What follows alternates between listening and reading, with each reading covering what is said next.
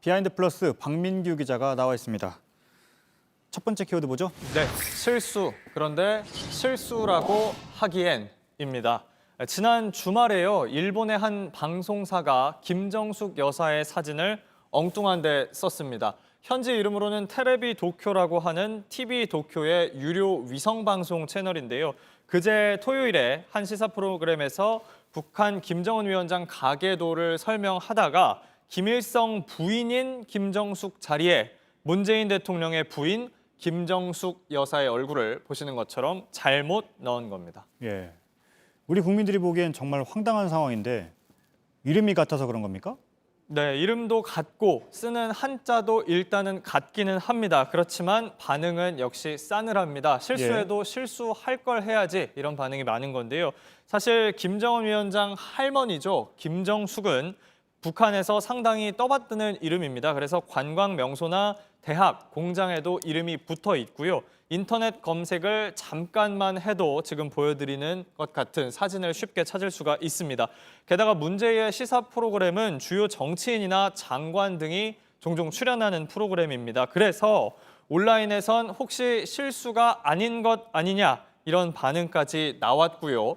정식으로 정정, 사과하라는 요구도 있었습니다. 일본어로도 소셜미디어에 올라왔는데 직접 항의 메일을 방송사에 보냈다는 사람까지 있었습니다. 네. 해당 방송사의 입장은 뭡니까? 네, 일단 청와대가 이 방송사 입장을 오늘 오후에 밝혔습니다. 문서를 통해서 사과하면서 청와대의 정정 보도 의사도 밝혀왔다는 겁니다. 구체적으로 어떻게 할지는 협의 중이라고 했습니다. 네. 두 번째 키워드 뭐죠? 네, 독심술.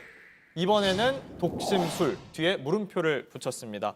윤상현 국회 외교통일위원장이요. 북한의 GP 도발에 대해서 김정은의 정치 메시지다 이렇게 주장하고 나섰습니다. 그런데 눈길을 끄는 건 나는 전혀 변하지 않았고 변하지도 않을 것이다. 또 나와 핵 협상을 하려면 또 나는 미국 대선까지 도발 수위를 계속 높여나갈 것이다. 이런 식으로 나라는 주어를 써서 마치 김 위원장의 마음을 들여다보기라도 한 것처럼 분석을 이어갔다는 점입니다. 이렇게 쓴 글에서 김 위원장의 마지막 4번 메시지라고 정리한 건 한국 정부는 빠지라는 거였습니다. 예. 말 그대로 1인칭 주인공 시점으로 쓴 거네요. 그렇습니다. 그런데 이 내용을 보면 총격이 우연이라는 건 믿을 수 없다 이런 취지입니까? 그렇습니다. 우발적으로 즉 사고로 난 일이라면은 사실 메시지란 게 담길 수가 없겠죠. 근데 메시지를 분석해 놓은 겁니다. 그래서 윤 의원에게 물어봤습니다. 우발적인 총격이란 분석을 믿지 않는다는 답이 돌아왔습니다. 구체적으로는 김 위원장 명령 없이는 도발이란 건 안 된다. 우발적 도발이란 전례가 없다고 했습니다. 또 잠적한 뒤에 등장해서 이목을 집중시키고 도발해서 몸값을 올리는 게 김 위원장의 전형적인 패턴이라고도 주장했습니다. 네. 사실 윤 위원장은 초반에 김 위원장의 건강 이상설에 대해 힘을 싣기도 했잖아요.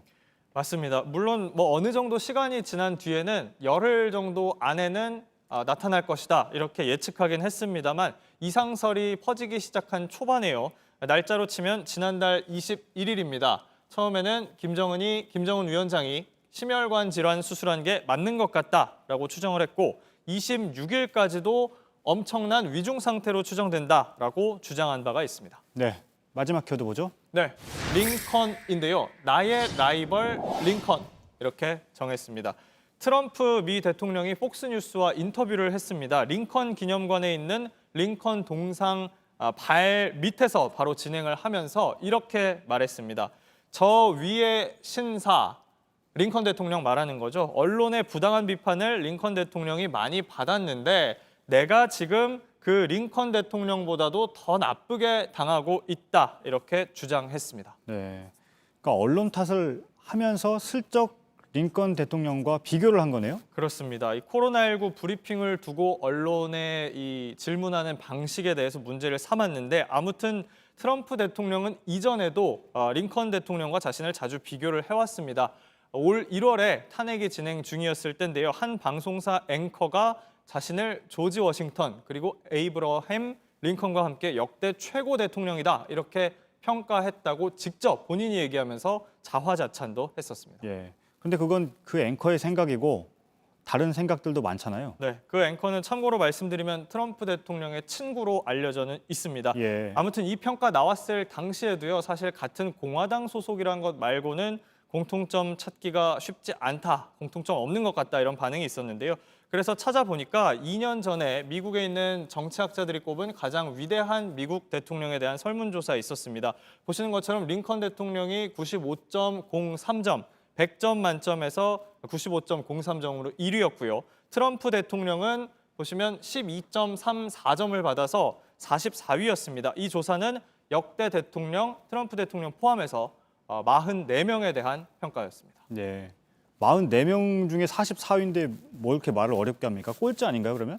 그렇습니다. 꼴찌를 기록한 겁니다. 예. 라이벌이라고 했는데 1등과 꼴찌는 격차가 꽤 크네요. 네, 트럼프 대통령은 계속해서 자신과 링컨 대통령을 비교하고는 있는 그런 상황이 됐습니다. 알겠습니다. 박민규 기자였습니다.